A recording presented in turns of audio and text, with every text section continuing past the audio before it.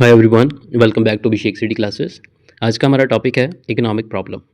सबसे पहले जो दिया गया है इसे हम रीड कर लेते हैं। As we know human wants are unlimited but the means to satisfy them are limited. Therefore all our wants can not be fulfilled.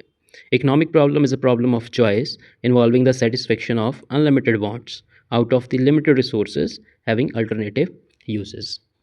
अब ज़रा इसे समझ लेते हैं। देखिए, जैसा कि हम सब जानते हैं कि हमारी जो वांट्स हैं, डिज़ायर्स हैं, वो कभी ख़त्म नहीं हो सकती। वो अनलिमिटेड है। जैसे ही हमारी कोई एक वांट पूरी होती है तो साथ के साथ हमारे मन के अंदर कोई नई डिज़ायर पैदा होने लगती है। लेकिन दूसरी तरफ जो हमारे रिसोर्सेज हैं, साधन हैं, जैसे पैसा हो गया, लैंड हो गया, जिन चीज़ों से हमें अपनी वांट्स पूरी करनी है, वो क्या है? लिमिटेड है।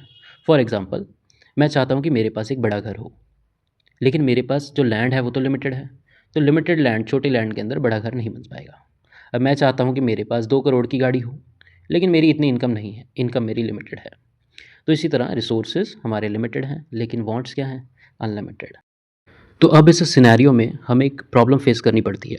वो प्रॉब्लम क्या है?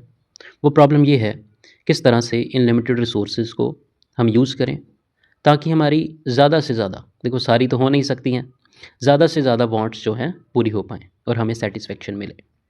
इसी प्रॉब्लम को हम बोलते हैं इकोनॉमिक प्रॉब्लम, या फिर प्रॉब्लम ऑफ चॉइस भी बोल देते हैं इसे। तो आई होप आपको इकोनॉमिक प्रॉब्लम का मतलब समझ आया होगा। अब इसके रीजंस क्या हैं? ज़रा ध्यान से देखें कि इस प्रॉब्लम के रीज़न क्यों है, ये प्रॉब्लम अराइज क्यों हो रही है। First is resources are limited in relation to their demand. इस पॉइंट को हम स्कार्सिटी ऑफ रिसोर्सेज के नाम से भी जानते हैं। स्कार्सिटी का मतलब होता है किसी चीज़ की कमी होना।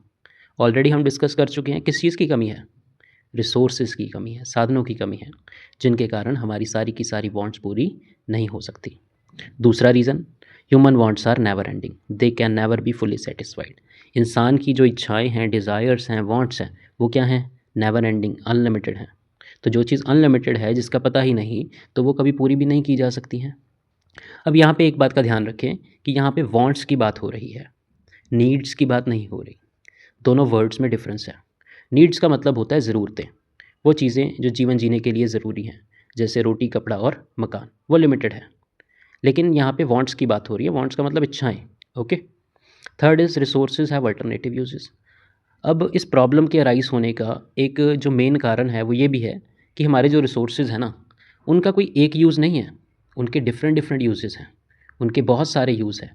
जैसे लैंड है, लैंड के ऊपर घर भी बन सकता है, लैंड के ऊपर फैक्ट्री भी लग सकती है, स्कूल भी बन सकता है, हॉस्पिटल भी बन सकता है। तो लिमिटेड लैंड है, उसी के ऊपर हमें सारे इंस्टीट्यूशंस क्रिएट करने हैं, तो यानी उसके क्या हुए? अल्टरनेट यूज़ हुए ना। तो अल्टरनेटिव यूजेस के कारण भी वो रिसोर्स क्या होता है? थोड़ा पड़ जाता है, कम पड़ जाता है। आई होप आपको इकोनॉमिक प्रॉब्लम का मीनिंग और उसके रीजंस अच्छे से क्लियर हुए होंगे।